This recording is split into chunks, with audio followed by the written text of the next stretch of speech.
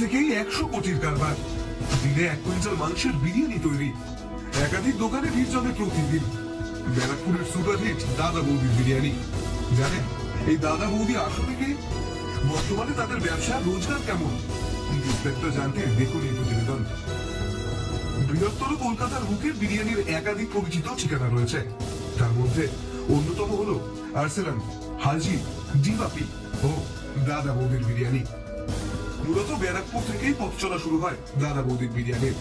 তবে এখন কলকাতার আশেপাশে মোট 3টি আউটলেট রয়েছে দাদা বৌদির বিরিয়ানির, যার মধ্যে ব্যারাকপুরে রয়েছে তাদের আদি দোকান। তাদের দ্বিতীয় আউটলেটটিও রয়েছে ব্যারাকপুরেই। এছাড়া বছর খানেক আগে সোদপুরে দাদা বৌদির বিরিয়ানির তৃতীয় আউটলেট খোলা হচ্ছে মধ্যমগ্রামেও। তবে তাদের এই ব্যবসা একদিনের নয়। দাদা বৌদির দোকানের প্রতিষ্ঠাতা একরকম বলা যেতে পারে রামপ্রসাদ সাহাকে। ব্যারাকপুরে এসে তিনি প্রথম রুটি সবজির এই দোকান চালু করেন। সেখান থেকে শুরু হয় ভাতের হোটেল।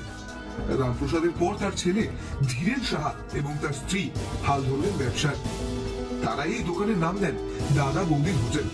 তবে এই দাদা বৌদির বিরিয়ানির আসল কান্ডারি যদি বলতে হয়, তাহলে কিন্তু মূল কৃতিত্ব রামপ্রসাদের 2 নাতি।